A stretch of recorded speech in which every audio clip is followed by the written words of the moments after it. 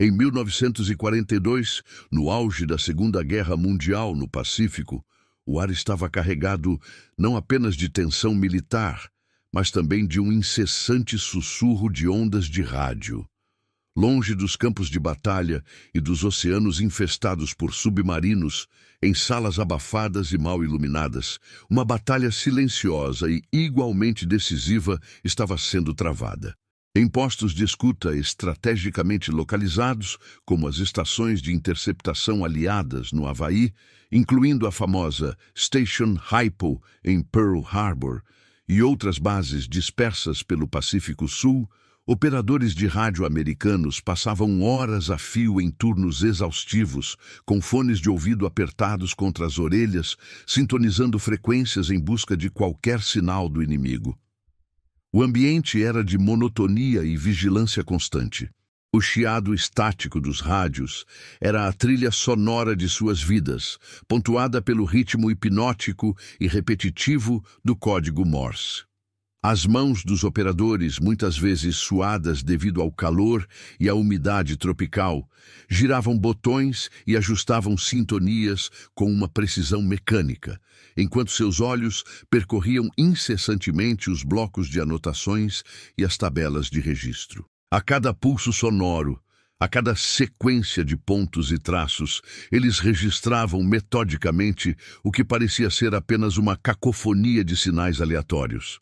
No entanto, por trás da aparente desordem, escondia-se uma intrincada teia de comunicações japonesas, um véu de códigos que até então parecia impenetrável. O desafio era colossal. Aqueles sinais não eram meros ruídos de fundo. Eram as vozes de uma máquina de guerra implacável, transmitindo ordens, relatando posições e delineando os próximos passos de frotas inteiras.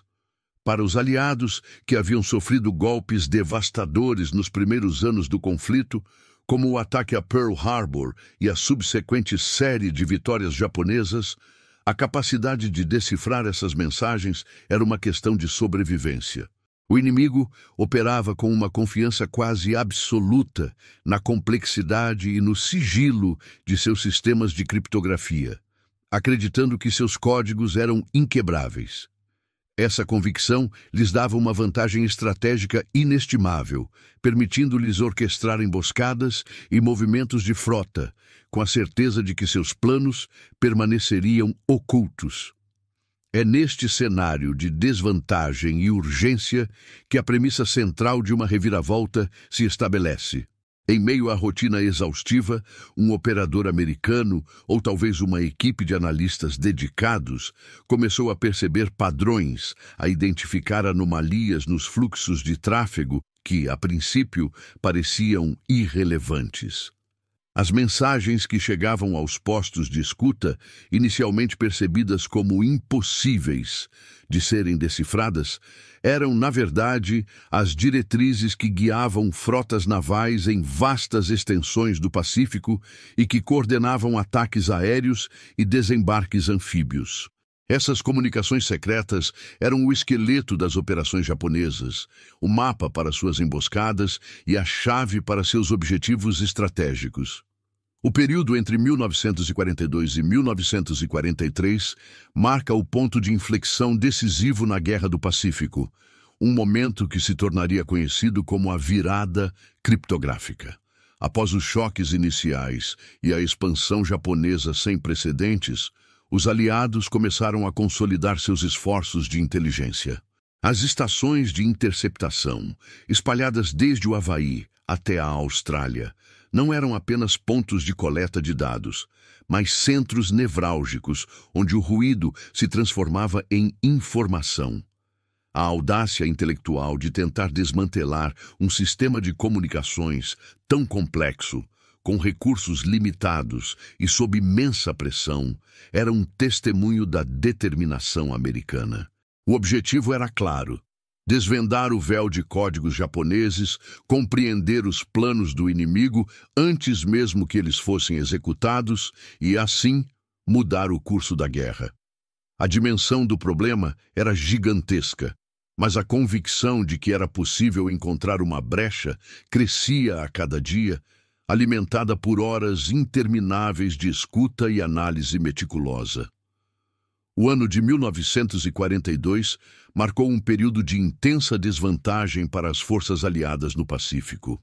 Após o ataque devastador a Pearl Harbor em dezembro de 1941, que paralisou grande parte da frota americana do Pacífico, o Império Japonês lançou uma série de ofensivas relâmpago que garantiram o controle de vastas extensões do Sudeste Asiático e de inúmeras ilhas estratégicas. A queda das Filipinas, a rendição de Singapura, a ocupação das Índias Orientais Holandesas e o avanço sobre a Nova Guiné demonstraram uma máquina de guerra eficiente e implacável. Os choques iniciais foram brutais, com os aliados sofrendo perdas significativas de navios, aeronaves e pessoal, enquanto as linhas de suprimento se estendiam perigosamente. A iniciativa estava firmemente nas mãos do Japão, que operava com a vantagem da surpresa e de planos bem coordenados, executados com precisão. Nesse cenário de reveses contínuos e de uma aparente superioridade inimiga, a necessidade de inteligência tornou-se desesperadamente urgente. As táticas de combate convencionais, por si só, não eram suficientes para conter o avanço japonês. Era fundamental compreender os movimentos do inimigo, suas intenções e seus pontos fracos antes que eles pudessem atacar. Sem essa capacidade de antecipação, as forças aliadas estavam condenadas a reagir constantemente, pagando um preço altíssimo em cada confronto. A sobrevivência das frotas americanas e a segurança das bases restantes no Pacífico dependiam criticamente da habilidade de penetrar no véu de segredo que envolvia as operações japonesas. Diante dessa urgência, equipes dedicadas de tráfego e analistas americanos se lançaram à tarefa hercúlea de transformar o que era, em grande parte, puro ruído. A massa incessante de transmissões de rádio japonesas interceptadas, em inteligência acionável. Este não era um trabalho para poucos. Exigia uma coordenação massiva entre estações de escuta, centros de análise e o comando militar. Os operadores de rádio, espalhados por postos remotos e muitas vezes perigosos, eram a primeira linha, gravando cada sinal, cada sequência de pontos e traços, sem necessariamente compreender seu significado imediato. O volume de dados era esmagador, e a complexidade dos códigos japoneses, que se alternavam e evoluíam, representava um desafio monumental. A tarefa de transformar esses dados brutos em informações úteis era um processo multifacetado.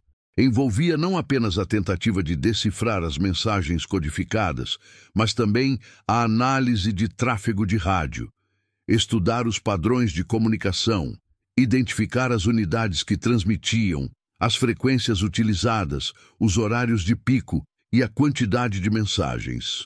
Mesmo sem decifrar o conteúdo, a análise de tráfego podia revelar a movimentação de frotas, a concentração de forças, ou a preparação para uma operação.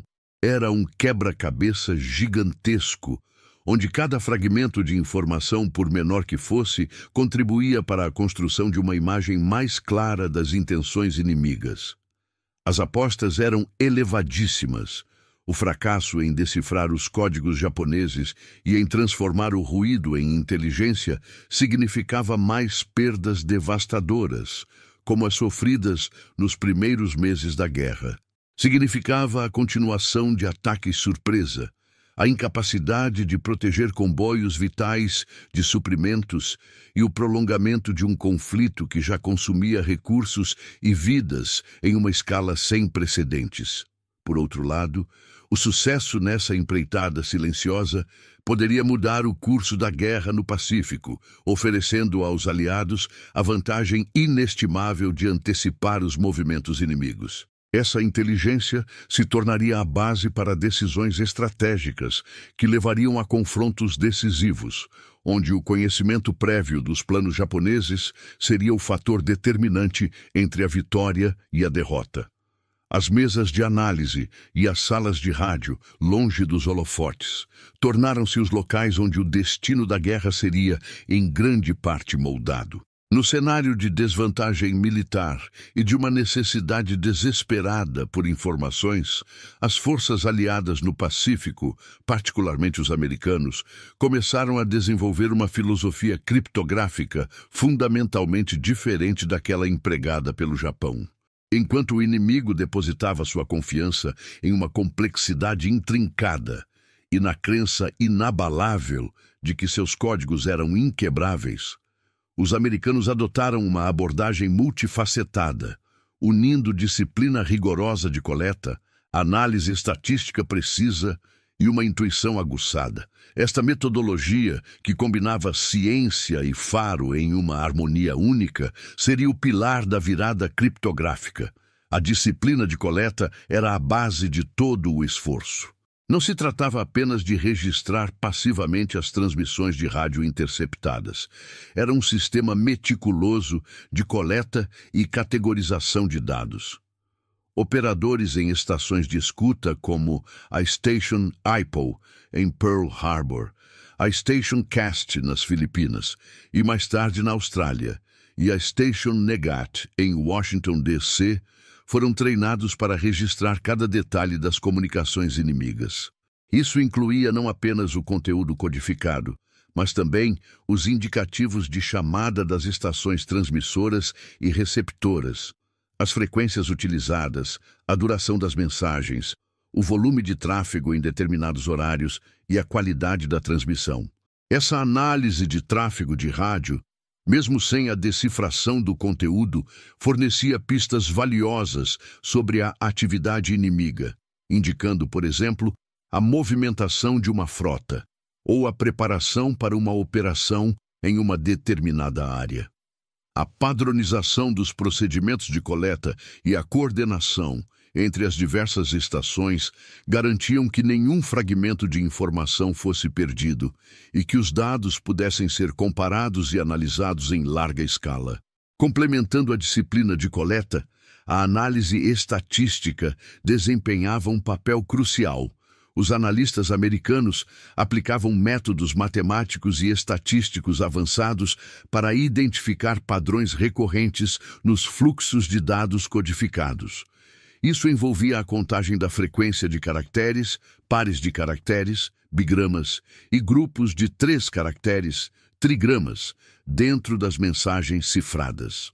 Ao comparar essas frequências com as estatísticas conhecidas da língua japonesa, os criptoanalistas podiam começar a inferir a substituição de letras ou sílabas, um passo fundamental na quebra de códigos de substituição. Além disso, a análise estatística permitia identificar blocos de mensagens repetidos, preâmbulos ou pós-âmbulos padronizados e até mesmo a duração média de certas categorias de mensagens, como relatórios meteorológicos ou ordens de movimento. Essas informações numéricas eram a espinha dorsal da ciência da criptoanálise, fornecendo a estrutura lógica e as probabilidades sobre as quais as hipóteses de decifração seriam construídas. No entanto, a mera ciência dos números não era suficiente para penetrar na complexidade dos códigos japoneses. Era aqui que a intuição, ou o faro, se tornava indispensável. Esse faro não era um palpite aleatório, mas uma perspicácia desenvolvida através de uma profunda imersão no pensamento e na doutrina militar japonesa.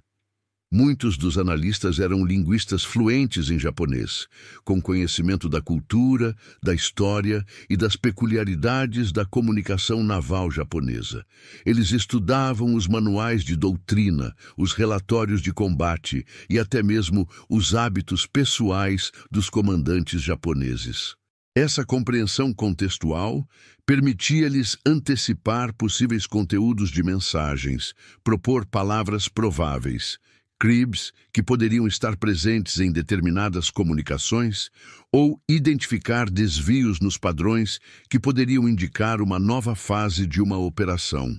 A intuição permitia aos analistas fazer saltos conceituais e conectar pontos que a análise puramente estatística poderia ignorar, transformando o quebra-cabeça de números em uma narrativa inteligível.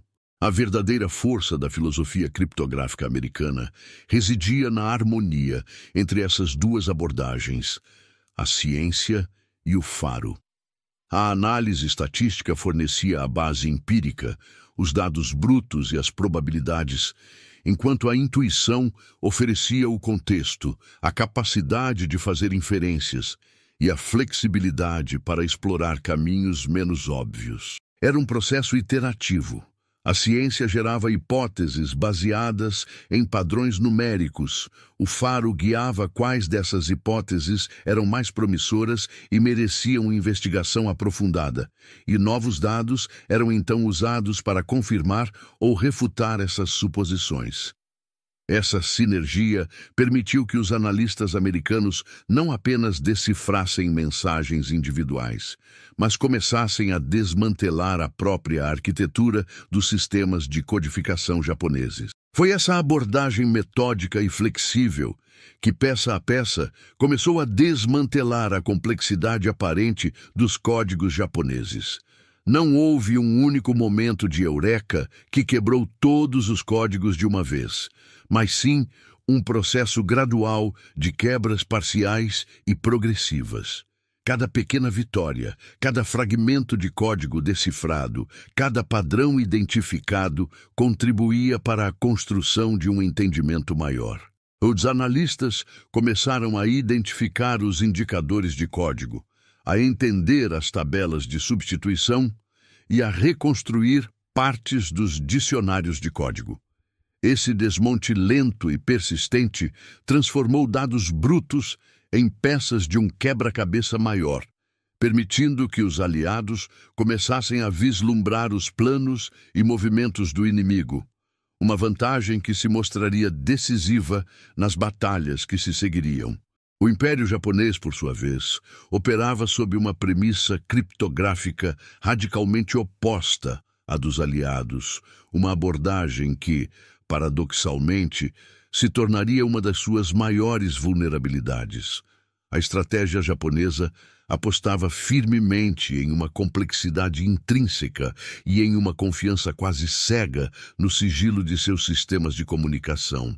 Desde o início da guerra, os japoneses desenvolveram códigos e cifras que consideravam inquebráveis, uma crença profundamente enraizada em sua doutrina militar e em uma percepção de superioridade intelectual em relação aos seus adversários. Essa autoconfiança excessiva os levou a subestimar a capacidade, a persistência e a metodologia inovadora dos aliados em penetrar seus segredos. Os sistemas de codificação japoneses, notadamente o Código Naval JN-25, utilizado para a maioria das comunicações estratégicas da Marinha Imperial, eram, de fato, projetados com uma complexidade considerável. A estrutura geralmente envolvia múltiplas camadas de criptografia para proteger as mensagens. Inicialmente, as mensagens eram codificadas usando grandes livros de códigos, que continham dezenas de milhares de palavras, frases e grupos de números que representavam termos militares específicos, nomes de lugares, datas e unidades. Este primeiro passo transformava o texto claro em uma sequência de números. Em seguida, esses blocos de números eram supercifrados com tabelas aditivas, que consistiam em longas sequências de números pseudo-aleatórios. Estas tabelas aditivas eram trocadas periodicamente, e os indicadores de qual parte da tabela deveria ser utilizada para uma determinada mensagem eram intrincados, visando dificultar a análise de padrões. A cada ciclo de mudança de código ou de tabela aditiva, a complexidade se renovava, reforçando a convicção japonesa de que seus códigos eram impenetráveis e que o esforço necessário para quebrá-los seria proibitivo para qualquer inimigo. Essa intrincada estrutura, embora concebida para ser uma fortaleza impenetrável de informação, acabou se revelando uma armadilha para os próprios japoneses. A confiança inabalável no sigilo de seus códigos levou a uma certa rigidez operacional e a uma complacência estratégica. Embora os livros de códigos e as tabelas aditivas fossem alterados em intervalos regulares, a frequência dessas mudanças nem sempre era suficiente para acompanhar a velocidade e a dedicação da criptoanálise aliada, especialmente quando os americanos começaram a aprimorar seus métodos. Além disso, a própria complexidade dos sistemas exigia procedimentos operacionais padronizados e relativamente uniformes para garantir que as mensagens pudessem ser codificadas e decodificadas eficientemente por todas as unidades da vasta Marinha Imperial. Essa padronização, embora essencial para a comunicação interna, gerava padrões de tráfego e de estrutura de mensagem que os analistas americanos, com sua abordagem disciplinada e estatística, estavam ávidos para identificar e explorar. A dependência japonesa da complexidade para garantir o sigilo os levou a um erro crítico. Eles presumiram que a mera dificuldade de decifração seria suficiente para proteger suas comunicações indefinidamente. Essa presunção não considerava a possibilidade de que um adversário pudesse empregar uma abordagem diferente, focada não apenas no conteúdo cifrado, mas nos metadados da comunicação e nos padrões inerentes ao sistema. Por exemplo, a reutilização de certas sequências de números aditivos, mesmo que por engano humano ou por necessidade operacional, fornecia profundidades que os criptoanalistas americanos podiam explorar. A natureza hierárquica e burocrática da Marinha Imperial Japonesa significava que certas informações rotineiras, como relatórios meteorológicos diários, posições de navios ou relatórios de suprimentos, eram transmitidas em formatos previsíveis, tornando-se cribs, ou textos claros prováveis, valiosos para os decifradores. A rigidez do sistema japonês, paradoxalmente, oferecia os padrões que os americanos buscavam. Enquanto os japoneses se concentravam em criar um emaranhado de números e símbolos que parecia aleatório e impenetrável, os americanos se dedicavam a encontrar a lógica subjacente a essa aparente aleatoriedade. A crença japonesa de que seus códigos eram inquebráveis não os impedia de serem analisáveis através de métodos estatísticos e de análise de tráfego. A consistência na aplicação de suas regras, embora garantisse a funcionalidade do sistema para os próprios japoneses, também criava assinaturas digitais e padrões de comportamento que podiam ser identificados e explorados pelos aliados. Para os americanos, cada repetição de um indicador, cada erro humano na codificação, cada mensagem de rotina que seguia um formato fixo era uma fresta na fortaleza japonesa, uma oportunidade de obter uma peça do quebra-cabeça. A diferença crucial entre as duas abordagens era, portanto, uma questão de mentalidade e foco estratégico. Onde o inimigo via força na opacidade absoluta e na complexidade labiríntica de seus códigos, os americanos buscavam padrões na massa de dados, não importa quão sutil ou disfarçado fosse. A estratégia japonesa era essencialmente defensiva, focada em esconder a informação e em dificultar o acesso a ela. A estratégia americana era ofensiva, focada em extrair a informação e em transformá-la em inteligência acionável. Os japoneses acreditavam que, tornando o código suficientemente difícil, ele seria seguro contra qualquer tentativa de quebra. Os americanos, por outro lado, entendiam que a segurança de um código não residia apenas em sua complexidade teórica, mas em sua aplicação prática e na resiliência contra a análise persistente e multifacetada. Essa mentalidade de que todo sistema tem um ponto fraco e que a análise de dados pode revelar esse ponto provaria ser decisiva, transformando a suposta invencibilidade dos códigos japoneses em uma vulnerabilidade explorável que mudaria o curso da guerra. As salas de criptoanálise, muitas vezes abafadas e iluminadas apenas pela luz de lâmpadas de mesa, eram o epicentro de uma batalha intelectual travada com persistência e metodologia. Longe dos holofotes e do clamor dos campos de batalha, o trabalho diário era uma rotina exaustiva, mas de importância estratégica incalculável. Nesses laboratórios silenciosos, a cena sensorial era dominada por sons e movimentos repetitivos, que para um observador externo poderiam parecer monótonos, mas que para os analistas eram a própria essência da guerra. As bobinas dos receptores de rádio giravam incessantemente, ajustando a sintonia em busca das frequências inimigas. Em algumas estações, como a Station Hypo em Pearl Harbor, fitas de papel perfuradas ou rolos de gravadores registravam os fluxos de dados, capturando cada ponto e traço transmitido em código Morse. O estalo intermitente e rítmico do Morse picotava à madrugada, preenchendo o ar com a linguagem codificada do inimigo. Operadores treinados, com fones de ouvido apertados, transcreviam essas sequências de sinais em longas folhas de papel, convertendo os pulsos elétricos em blocos de números e letras, o material bruto para a análise subsequente. Essa etapa inicial de coleta e transcrição era fundamental, exigindo concentração impecável e tolerância à fadiga, pois um único erro poderia comprometer horas de trabalho de decifração. Uma vez transcritas, essas mensagens codificadas chegavam às mesas dos criptoanalistas. O som de lápis rangeando sobre tabelas e folhas de códigos era constante. Os analistas, muitos deles linguistas, matemáticos e estatísticos, trabalhavam em um ambiente de intensa colaboração, mas também de profunda concentração individual. Eles não estavam apenas tentando adivinhar, estavam aplicando uma série de técnicas rigorosas. O processo da descoberta não era um evento fortuito, mas o resultado de incontáveis horas de análise sistemática, tentativa e erro, e uma dedicação quase obsessiva. As quebras parciais e progressivas eram o cerne desse trabalho.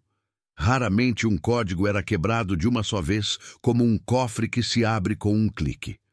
Em vez disso, a decifração do JN25, por exemplo, envolvia a desconstrução de suas múltiplas camadas.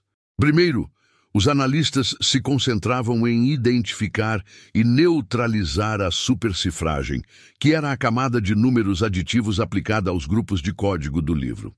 Através da análise estatística de repetições e padrões nessas sequências aditivas, e muitas vezes com a ajuda de cribs, textos claros prováveis que os analistas supunham estarem presentes em mensagens específicas, como relatórios meteorológicos ou saudações padronizadas, eles conseguiam deduzir partes das tabelas aditivas. Isso era como remover a primeira camada de um véu, revelando os grupos de código originais.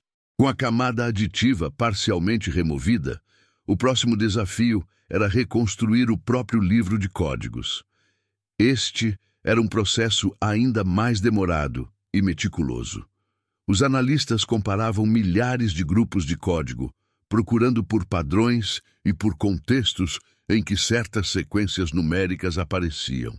Eles utilizavam a frequência de ocorrência de grupos de código, a estrutura gramatical da língua japonesa e o conhecimento da doutrina naval para atribuir significados prováveis a esses grupos. Por exemplo, se um grupo de código aparecesse frequentemente em mensagens relacionadas a movimentos de navios e fosse seguido por números que poderiam indicar coordenadas, os analistas começavam a formular hipóteses sobre seu significado. A paciência era uma virtude. A cada novo grupo decifrado, uma pequena peça do quebra-cabeça se encaixava, permitindo que outras peças fossem deduzidas. A dedicação desses analistas era notável. Eles trabalhavam em turnos longos, muitas vezes de 12 a 16 horas, imersos em um mar de números e símbolos. A frustração era constante, com muitas horas gastas em becos sem saída. No entanto, a crença na importância de seu trabalho e a possibilidade de uma descoberta mantinham a motivação. A equipe era composta por indivíduos com habilidades diversas, desde matemáticos brilhantes até linguistas com um profundo conhecimento da cultura e das nuances da língua japonesa, todos trabalhando em conjunto para desvendar os segredos do inimigo. E então, de repente, vinha o momento Eureka! Não era um raio que caía do céu, mas o clímax de um processo incremental.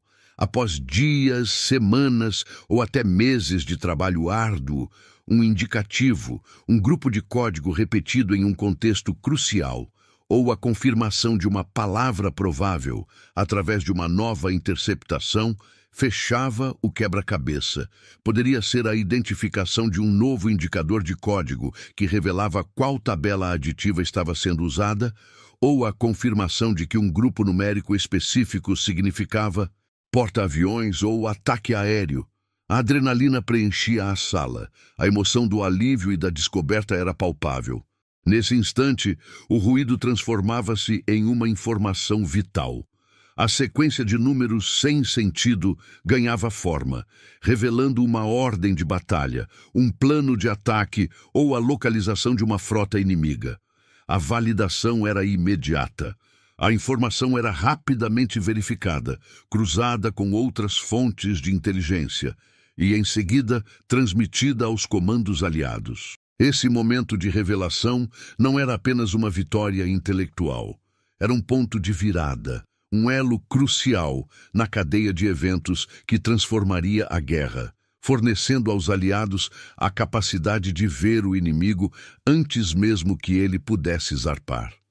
Com a reconstrução progressiva dos códigos japoneses, a inteligência aliada começou a traduzir o trabalho silencioso das estações de escuta em números de impacto quantificáveis, transformando a dinâmica da guerra no Pacífico. As quebras parciais e contínuas dos sistemas de cifra, em particular do Código Naval JN-25, permitiram que os aliados previssem os movimentos de comboios e as designações de alvos inimigos com uma precisão crescente, uma capacidade que era impensável nos primeiros meses do conflito.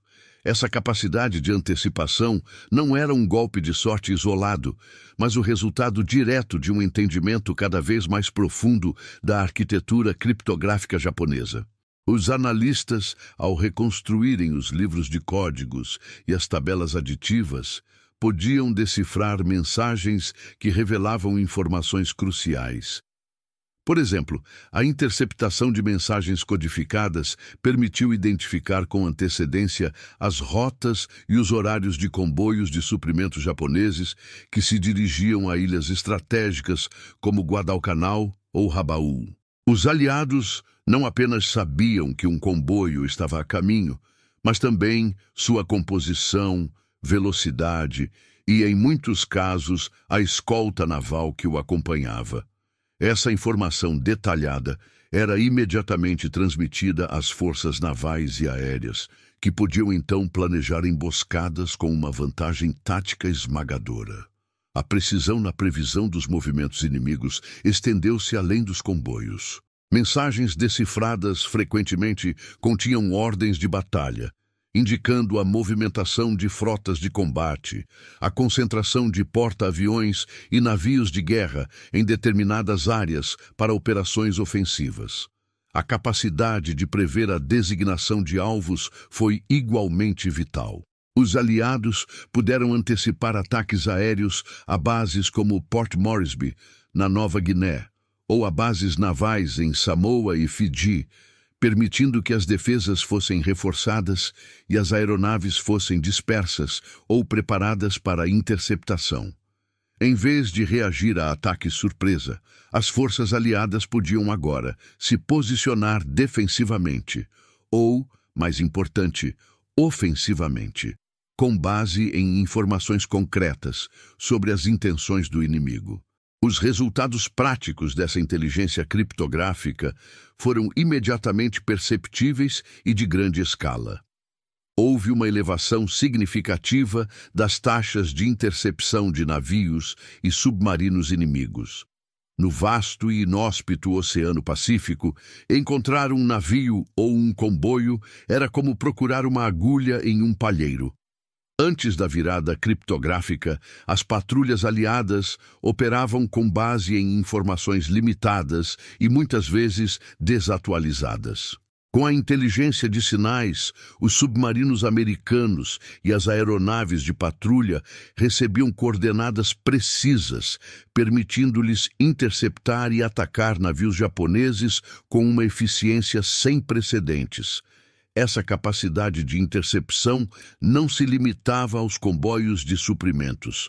Também se aplicava a navios de guerra, que eram rastreados e, em alguns casos, emboscados. A redução drástica de surpresas estratégicas foi outro benefício inestimável. O ataque a Pearl Harbor, a queda das Filipinas e a série de vitórias japonesas nos primeiros meses da guerra foram marcados pela capacidade do Japão de atingir os aliados de surpresa. A inteligência criptográfica reverteu essa dinâmica. Um dos exemplos mais emblemáticos é a Batalha de Midway, em junho de 1942. Graças à quebra do código JN-25, os americanos souberam com antecedência não apenas que a frota japonesa se dirigia a Midway, mas também a composição de suas forças, a data exata do ataque e, crucialmente, que os porta-aviões japoneses seriam o principal elemento de ataque. Essa informação permitiu que a frota americana, em desvantagem numérica, preparasse uma emboscada devastadora, resultando na perda de 4 porta-aviões japoneses e marcando um ponto de virada decisivo na Guerra do Pacífico. A inteligência criptográfica tornou-se, assim, uma ferramenta de guerra poderosa, traduzida em vantagens tangíveis no campo de batalha. Não era uma curiosidade acadêmica, mas um multiplicador de força que alterava fundamentalmente o equilíbrio de poder. A matemática da vantagem era clara. Cada mensagem decifrada poupava navios, vidas e semanas de campanha. Ao desviar comboios aliados de rotas perigosas ou ao direcionar ataques aéreos e submarinos contra comboios inimigos, a inteligência de sinais reduzia as perdas aliadas e infligia danos significativos ao inimigo. A proteção dos comboios de suprimentos vitais, que cruzavam milhares de quilômetros de oceano, foi grandemente aprimorada. Sabendo onde e quando os submarinos japoneses estariam patrulhando, ou onde os ataques aéreos inimigos eram prováveis, os aliados podiam ajustar as rotas, fornecer escoltas adicionais, ou até mesmo coordenar operações de caça e destruição de submarinos antes que eles pudessem atacar. Essa capacidade garantiu que suprimentos essenciais, combustível, munição, alimentos e reforços, chegassem às frentes de batalha, sustentando as campanhas aliadas e permitindo a ofensiva gradual rumo ao Japão. Em essência, a inteligência criptográfica transformou a natureza do combate no Pacífico. Ela permitiu que os aliados não apenas reagissem, mas agissem proativamente, orientando golpes cirúrgicos contra as forças japonesas. A informação se tornou uma arma, tão potente quanto qualquer navio ou aeronave, capaz de inclinar a balança de uma batalha antes mesmo que o primeiro tiro fosse disparado. Os números das mensagens decifradas se traduziram diretamente em números de navios salvos, de vidas poupadas e de vitórias conquistadas, provando que a batalha silenciosa nas salas de rádio era tão decisiva quanto qualquer confronto em alto mar. Além da decifração persistente e da análise estatística, a Escola Americana de Criptoanálise desenvolveu uma das táticas mais engenhosas e audazes da guerra: as iscas de rádio. Esta estratégia representou um salto significativo, transformando a criptografia de uma ferramenta puramente reativa em um instrumento proativo de manipulação da informação inimiga. A ideia central era não apenas quebrar os códigos japoneses, mas ativamente influenciar o fluxo de comunicações do inimigo para acelerar e refinar o processo de decifração. A necessidade de tais táticas surgiu da complexidade e da natureza incremental da quebra de códigos. Mesmo com quebras parciais e a reconstrução gradual dos livros de códigos e tabelas aditivas, os criptoanalistas frequentemente enfrentavam incertezas. A validação de hipóteses sobre o significado de grupos de código específicos ou a confirmação de que certas sequências numéricas representavam termos militares cruciais exigia evidências irrefutáveis. Em criptoanálise, um CRIB, um pedaço de texto claro que se sabe ou se presume estar presente em uma mensagem cifrada, é uma ferramenta inestimável, pois fornece um ponto de partida conhecido para desvendar o restante da mensagem. As iscas de rádio eram uma forma de gerar ou confirmar esses CRIBs de maneira controlada.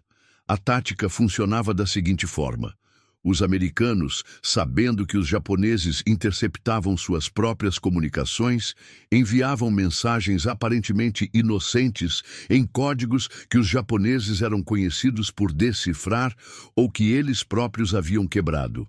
O objetivo era provocar uma resposta japonesa, que, por sua vez, seria transmitida em seus próprios códigos, o JN-25 ou outros sistemas, e que seria interceptada pelos aliados.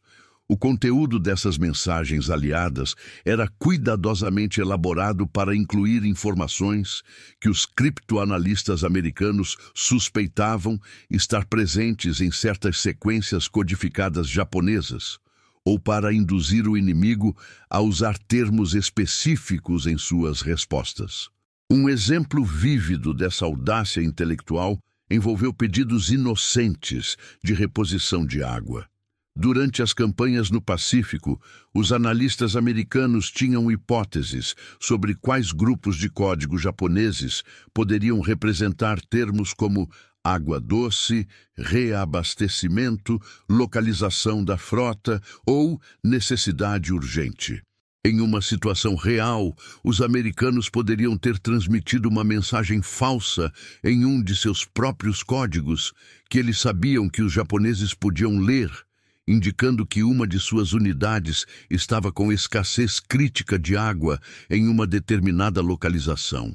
Se os japoneses interceptassem essa mensagem e, com base nela, transmitissem uma ordem ou um relatório interno em seus próprios códigos sobre a localização da frota americana ou a necessidade de monitorar essa unidade em apuros, os criptoanalistas aliados teriam um CRIB de ouro. Ao interceptar a resposta japonesa, os analistas buscavam padrões ou grupos de código que correspondessem às suas hipóteses sobre água ou reabastecimento. Se um grupo de código específico aparecesse na mensagem japonesa em um contexto que se encaixava perfeitamente com a isca de rádio, ou seja, uma mensagem sobre a escassez de água, isso confirmaria a hipótese. Essa confirmação não apenas validava o significado de um grupo de código, mas também podia ajudar a fixar a posição de outros grupos de código adjacentes e até mesmo partes das tabelas aditivas.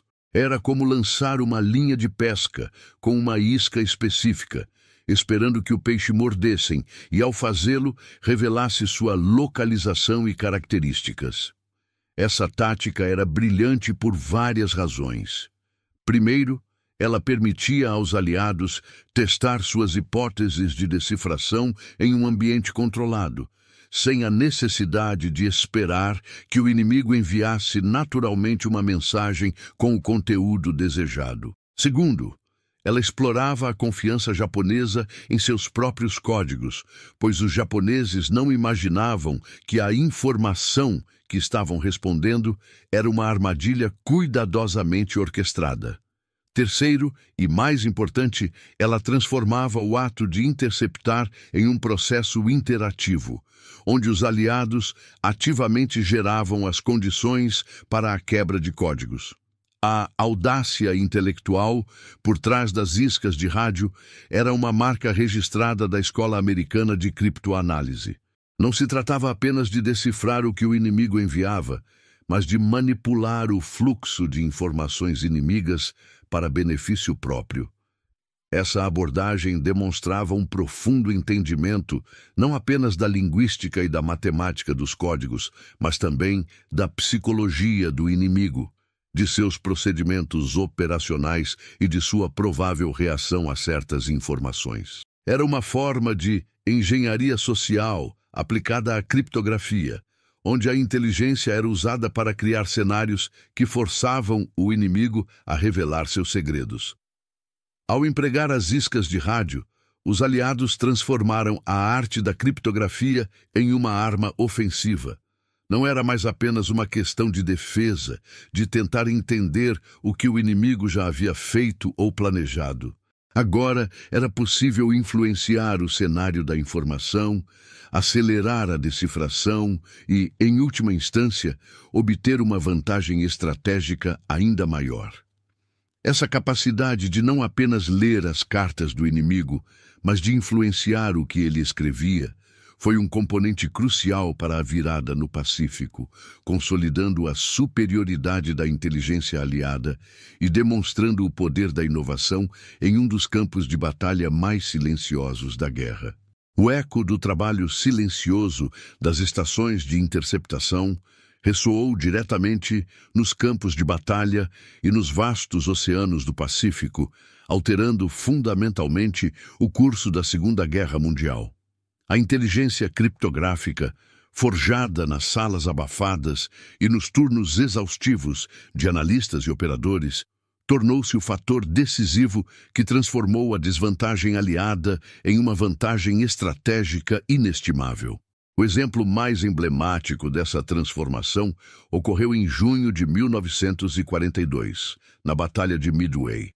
Graças à persistente quebra do código naval japonês, JN-25, os criptoanalistas americanos haviam interceptado e decifrado mensagens cruciais que revelavam o plano japonês de atacar o atol de Midway.